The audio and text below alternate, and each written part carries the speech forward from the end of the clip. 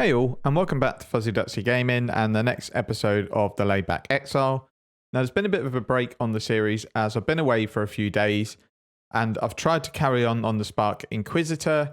I've been checking the build against other Spark builds on POE Ninja in the first few days of the league, and I was about on par with what people had with their builds in the first few days, and unfortunately the build still feels really bad without the key items that I mentioned in the earlier videos. Lower tier maps still feel pretty bad. Single target is not awful, but not good. And to get things feeling better, I really need some big upgrades to get single target. I'm unlikely to get them farming lower tier red maps. And as the character is, it's very, very difficult to push into tier 15, tier 16 maps because I just don't have the single target DPS. This means I obviously 100% won't have the single target for the bosses to get my first 2 void stones and conquerors and things like that. So after a full day of frustration farming on the build, I decided to re-roll. Now, as an experiment, I wanted to see what it's like to run a full-on meta build. It's not something I normally ever do, not for any particular reason. I just like to run different things in trade, and I don't like to be competing with, hundreds of people for items. But in SSF, I thought, let's do the easy thing. Let's see what most people ran, and then we'll league start again and see how we get on. So I haven't completely done a restart because I don't want to do the trials again and I don't want to have to farm for a tab again. But essentially the only thing I'm putting on my new character is a tabula rasa. So I went on to POE Ninja to pick the most used skill and build. And as expected, it was an explosive arrow ballista elementalist. Now, I wasn't necessarily too keen to do this because I don't really like totem builds as a playstyle. But the ballista build actually feels a bit more like an attack build and a bit quicker because of the placement speed you get on them. It was more OP than I expected because I still haven't got any gear on my character and it still does really, really good single target and clear is pretty decent. And it's actually more fun than I thought it would be. The main reason I didn't go ballistas for league start is I just didn't think the build would be fun, but actually it is really enjoyable. So I've quickly farmed up to level 88, comfortably clearing T12, T13, Tier 14 maps. I can clear T16s that are out. It's just not particularly quick and I might take the odd death. As I said, gear-wise, it's just a tab for a 6-link and then self-crafted gear, pretty much all with essences. I've managed to kill the first 2 bosses, so I've already got my first 2 void stones and it set me up on a really good SSF journey if I wanted to carry on and then do some farming and then maybe reroll once I get some more currency and gear. One huge aspect of this build for pushing with bad gear and maybe low survivability is that your ballistas continue to fire even when you're dead. So as long as your totems are alive, as long as you don't release back to hide out on the death screen, you continue doing damage. Now, I haven't done the bosses properly for a long time, especially not the Syrian Exile one, and I was absolutely terrible at the fights. I did get them both done first try, and obviously within the 6 portals. So if I can do it, then anyone can, because I was pretty much YOLOing them and bricking every mechanic, every attempt I made to dodge stuff. I died. It was just, I was absolutely rubbish, but because this build is so overpowered, it gets the job done. Clear's also better than expected with the Ignite Prolift, but the delay in enemies dying does cause problems in stuff like Eater World maps with the titty monsters, because before they've died, they've already launched their million projectiles at you, and I have been killed quite a few times by them. Now, I'm not going to release any full pods or guides as it's just a build that there's tons around, and I'm still not 100% tuned into every single mechanic on the build, so I don't want to lead people astray, but there is a pod in the description for my current character. Now, I really didn't want to reroll, but Spark would have literally taken me forever to get good, and I'd still need some RNG. And this really shows how important it is to pick a meta or SSF friendly build for your first character. Now, I'm confident this character will be able to get into the endgame loop with really no more gear other than probably a 6-link +2 short bow.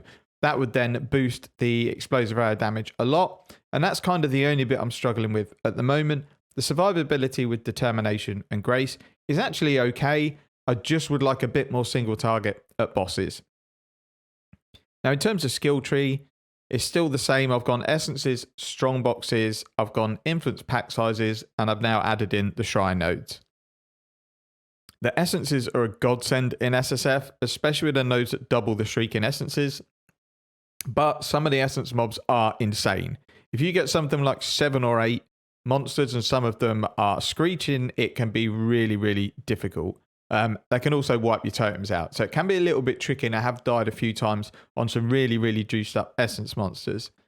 The only last thing I've taken is a few map sustain nodes, as map drops without them felt absolutely terrible. So I've added some of the map sustain nodes in, and I'm just about self-sustaining. Now, I have got a few more experiments I want to do this league, and the more the league goes on, the more different stuff I want to try out. And I do want to carry my Mage Blood series as well. So due to this is probably going to be the last episode in the series. So what I wanted to do is just summarize my experience from this league and last league in SSF, just to give my view in general and maybe tips if anyone's wanted to try SSF for the first time. So tip number 1, as boring as it sounds, try and pick the Buzz meta build that looks like it's going to be SSF friendly. The difference between running the Spark character I picked and the Explosive Arrow totems was night and day.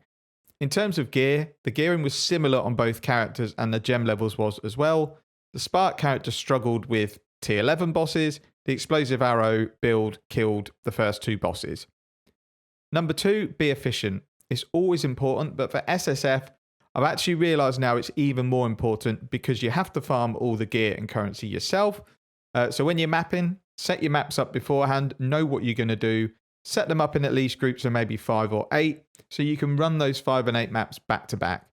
The problem I found when doing this, because I was starting to get a little tired of the SSF playthrough in general, I was being really, really inefficient. I was doing a map, completing it, putting stuff in my stash, then I might go on YouTube and watch a video, do something else, and in 3 hours of gameplay, I might only have done 12 maps. And it's just not really a very good way to play SSF, because you need to do more farming and more play than you would in a trade league scenario. Number 3, make sure you're enjoying it. I did really enjoy SSF last league, but for some reason this league is not holding my interest as much.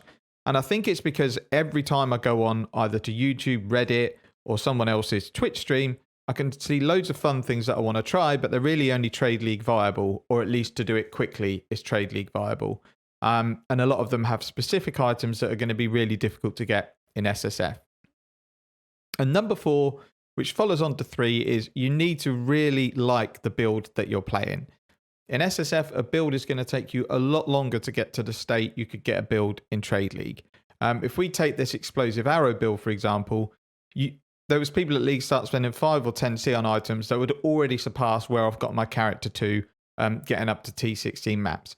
And when you're farming for specific upgrades or even specific currency, scarabs, whatever it is, you might have a fruitless 3-hour session, which might be your day's play, where you actually end up with nothing at the end of it other than bubblegum currency. So you need to be enjoying the game. Otherwise, what is the point in playing? And that's the main reason that I quit the Spark character.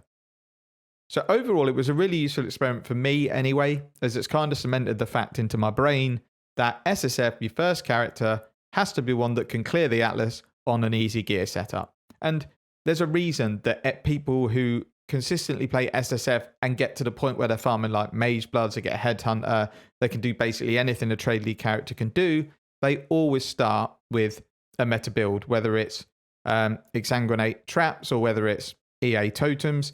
You will never see someone starting a build that will slowly build up to T16s, and with a few days of farming you might be able to kill the bosses. They're going to pick a build that can get through the Atlas as quickly as possible, and that's then their farming character to go back to for gear and whatever they want for the next set of characters that they build. And it's definitely the way to play SSF. Now, that's kind of it for this video. I just really wanted to bring the last one out and explain why I'm stopping the series.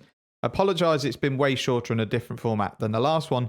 I'm just not really enjoying it at the moment. Work's really busy, so I don't have time to do a Trade League character farming for my Mage Blood and doing this SSF playthrough while working full time. It's just not feasible, especially when I'm not enjoying it. So not much point in carrying on this particular playthrough, but it might be something I come back to next month when I've tried everything I want to do in Trade League. I've got my Mage Blood, or I've just pulled my hair out and just can't do any more expedition. It might be something that I come back to. So I hope the video's helped out in pointing people towards maybe how to start an SSF playthrough and what to do. But really, that's all for this video. Thank you very much for watching. Take care, and I'll see you in the next video.